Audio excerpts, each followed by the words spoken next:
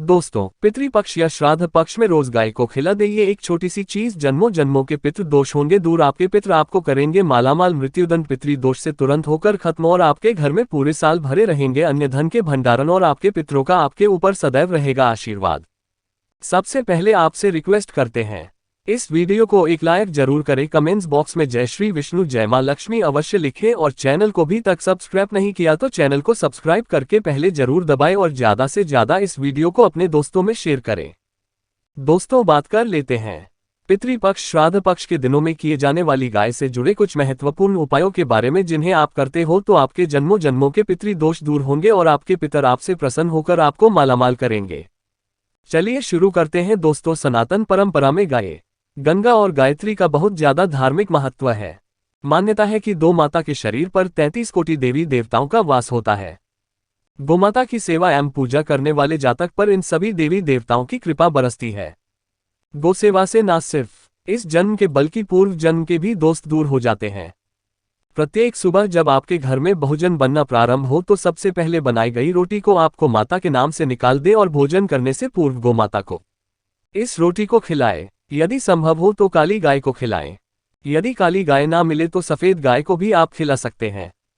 प्रत्येक पूजा और मांगलिक कार्य में गोमाता या उनसे जुड़ी चीजें जैसे गाय का गोबर, गोमूत्र, गाय का दूध अथवा गाय के दूध से बना घी अवश्य शामिल करें। इससे आपको पुण्य प्रभाव की प्राप्ति होगी। सनातन परंपरा के अनुसार जिस घर में गाय होती है उस घर से जुड़े सभी वास्तु दोष स्वतः ही समाप्त हो जाते हैं। किसी भी पूजा में गाय से प्राप्त पंचगव्य युक्त पदार्थ का उपयोग अवश्य शामिल करें कि 95 के बिना कोई भी पूजा पाठ और हवन सफल नहीं होता जा। दोस्तों, कृपा पाने के लिए प्रतिदिन अथवा महीने में परिवार समेत एक बार गौशाला जाने का नियम जरूर बनाएं और वहां गायों को हरा चारा जरूर खिलाएं। इससे आपको शुभ फलों की प्राप्ति होगी और साथ ही साथ गौसेवा और गोपूजा से 9 ग्रह समाप्त हो जाते हैं और इनसे जुड़े 200 का निदान हो जाता है।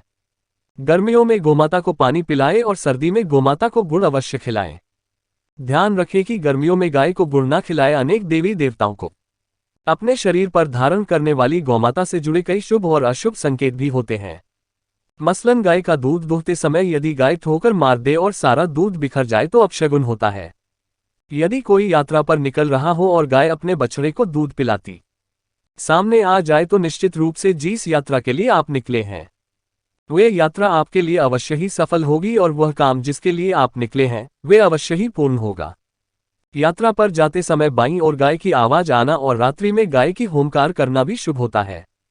दोस्तों, सत्य साथ गाय के साथ आप भूलकर भी ये काम न करें, अन्यथा मिलता है घोर नरक और जीवन भर की परेशानियां।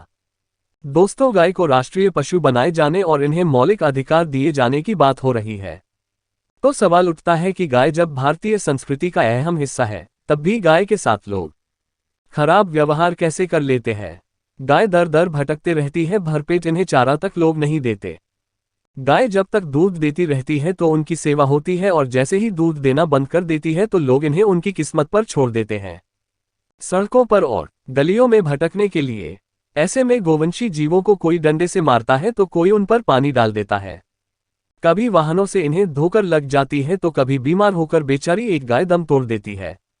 ऐसे में जरूरत है इन बातों को जानने की कि गाय को लेकर शास्त्रों में क्या कहा गया है, गाय के साथ आपको कैसा व्यवहार करना चाहिए। या दोस्तों, गाय को कभी भी मारना पीटना नहीं चाहिए। शास्त्रों में गाय को माता का दर्जा दिया गया है। गाय को मारने पीटने वाला माता को मारने पीटने वाले के समान पाप का भागी माना जाता है। ऐसे घरों को नरक लोक में वर्षों तक कष्ट भोगना पड़ता है। अगले जन्म पशु तारांकन तारांकन तारांकन तारांकन में मिलता है। कथा है कि गौतम मुनि ने गलती से गाय को डंडा मार दिया था, जिससे गाय की मृत्यु हो गई थी और इस पाप से मुक्ति के लिए इन्हें वर्षों तक तपस्या करनी पड़ी। भगवान श्री कृष्ण जी ने बेल स्वरूप में आए व्रतासुर का वध कर दिया था, जिससे मुक्ति के लिए भगवान श्री कृष्ण को संपूर्ण तीर्थों को एक कुंड में बुलाना पड़ा और इस कुंड में स्नान से वह पाप मुक्त हो गई थी। या दोस्तों, साथ ही साथ जो लोग पानी पी रही गाय को भगाते हैं वे घोर पापी के भागी बनकर नरक भोगते हैं, ऐसा पुराण में बताया गया है। जबकि जो लोग गाय के लिए प्याऊ और चारा बनवाते हैं वह महाभाग्यवान होते हैं। ऐसे लोग घोर पाप से मुक्त होकर स्वर्ग पा जाते हैं और बड़े ही धनवान कुल में जन्म लेकर सुख भोगते हैं। और साथ ही साथ आराम कर रही गाय को कष्ट देकर कभी भी उठाना नहीं चाहिए। कहते हैं कि जिस स्थान पर गाय बैठी है वहां से नकारात्मक ऊर्जा समाप्त हो जाती है। गाय के बैठने की जगह हो जो लोग नियमित साफ रखते हैं। वे पूर्वजन्म में किए गए जाने अनजाने में बापू से मुक्ति हो जाते हैं और गोलोक में स्थान पाते हैं।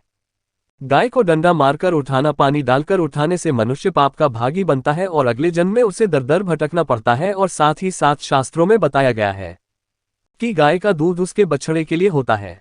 गाय के बछड़े से बचा हुआ दूध ही मनुष्य को लेना चाहिए, लेकिन कुछ लोग एक बार गाय को लेने के बाद फिर से बछड़े के लिए बचा हुआ दूध भी दूध लेते हैं। ऐसा करना घोर पाप कहा जाता है। ऐसे दूध को दुखाने वाला और ग्रहण करने वाला दोनों ही पाप के भागी बन जाते हैं। दोस्तों, साथ के साथ शास्त्रों में कहा गया है कि गोवंश यानी गाय और बैल की पीठ पर नहीं बैठना चाहिए। इनकी पीठ पर बैठने से महापाप लगता है। ऐसे लोगों को नरक की यातना भुगतनी पड़ती है। एकमात्र महादेव की अंश के उत्पन्न नंदी ही गोवंशी है, जिस पर स्वयं महादेव और महादेवी सवारी करती है, क्योंकि नंदी ने स्वयं अपनी एक साथ से महादेव की सवारी बनना स्वीकार किया था। और साथ ही साथ शास्त्रों में गाय के दान को बहुत ही महत्व दिया गया है। लेकिन ऐसी गाय का दान कभी नहीं करना चाहिए जो बूढ़ी और बीमार हो। कठोपनिषद में नचिकेता की कथा भी इस संदर्भ में है कि जिस नचिकेता ने पिता द्वारा बूढ़ी गाय को दान करने पर आपत्ति जताई थी। दूध देने वाली और बछड़े सहित जो लोग गाय का दान करते हैं वह महान पुण्य को प्राप्त करके स्वर्ग में स्थान पाते हैं। दोस्तों, साथ ही साथ सूर्य, चंद्र, मंगल या शुक्र की युति राहु से हो तो पितृदोष होता है। ये भी मान्यता है कि सूर्य का संबंध पिता से, मंगल का संबंध रक्त से होने के कारण सूर्य यदि शनि, राहु या केतु के साथ स्थित हो या दृष्टि संबंधी हो तथा मंगल की युति राहु या केतु से हो तो पितृदोष होता है। इस दोष से जीवन संघर्ष में बन जाता है। यदि पितृदोष हो तो गाय को प्रतिदिन या किसी भी एकादशी को या किसी पूर्णिमा के दिन या अमावस्या को रोटी, गुड़, चारा आदि खिलाने से पितृदोष समाप्त हो जाता है। साथ ही साथ देसी गाय की पीठ पर जो खुद को बड़ा होता है वह बृहस्पति गुरु है। अतः जन्मपत्री में यदि बृहस्पति अपनी नीच राशि मकर में हो या अशुभ स्थिति में हो तो देसी गाय के इस बृहस्पति भाग शिवलिंग रूपी कुबेर के दर्शन करने चाहिए। गुड़ तथा चने की दाल रखकर गाय को रोटी भी दें। इससे आपको शुभ फलों की प्राप्ति होगी। और साथ ही साथ यदि आप रास्ते में जा रहे हो और सामने से गौ माता आती हुई दिखाई दे तो गोमाता को आप अपनी दाहिनी ओर से जाने देना चाहिए। आपकी यात्रा अवश्य ही सफल होगी। और साथ ही साथ यह संकेत भी जान ले, यदि आप यात्रा पर जा रहे हैं और सामने आपके गाय पर जाए अथवा अपने बछड़े को दूध पिलाती हुई सामने गाय दिखाई दिए जाए तो समझ जाना वह यात्रा आपके लिए अवश्य ही सफल होगी। और साथ ही साथ जिस घर में गाय होती है उसमें वास्तुदोष स्वतः ही समाप्त हो जाता है। और साथ ही साथ आपको बता दें कि गाय को आप जो भी रोटी बनाए प्रतिदिन रोटी ही बनाए। गाय को अगर आपने रोटी बनाई है तो कोशिश करें कि उस रोटी को आप तुरंत ही गाय को दे दें। अगर आप उस रोटी को रख देंगे और उस रोटी को अगले दिन देंगे तो वह रोटी बासी मानी जाएगी।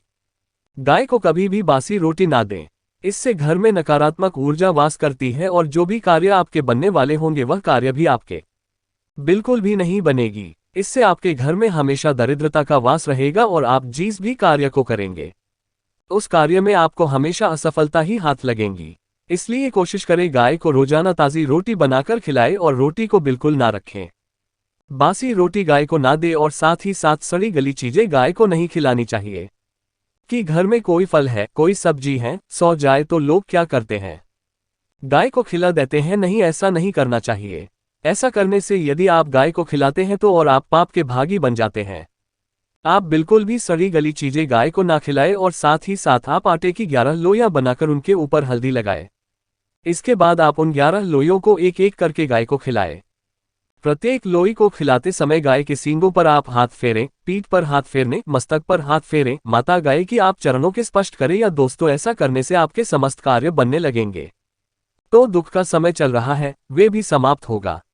आपके जीवन में खुशी है, खुशी होंगी और एक बार आप 7 बार गाएगी परिक्रमा भी कर ले तो आपके समस्त कार्य पूर्ण होंगे। और साथ ही साथ आप गाय को जब भी रोटी दें, रोटी पर या तो आप थोड़ी हल्दी लगा ले या थोड़ा रख ले। अगर गुड़ ना हो तो आप थोड़ा मिश्री रख सकते हैं, थोड़ा घी रख सकते हैं। तो गाय को कभी भी सूखी रोटी ना खिलाए। सूखी का मतलब गाय के जो रोटी रखे खिलाए उस पर कुछ ना कुछ रखकर खिलाए। हल्दी रख ले, गुड़ रख ले, मिश्री, घी, अब जो भी रख ले, मतलब खाली रोटी नहीं खिलानी है। यह इस बात का रखें जब भी आपको सुबह फलों की प्राप्ति होगी। या दोस्तों, ये थे गाय से जुड़े कुछ महत्वपूर्ण उपाय, कुछ बातें जिन्हें आपको ध्यान में जरूर रखना चाहिए। या दोस्तों, वीडियो अच्छी लगी हो तो वीडियो को लाइक करें, ज्यादा से ज्यादा अपने दोस्तों में शेयर करें। चैनल पर नहीं है तो सब्सक्राइब करें। गौ माता।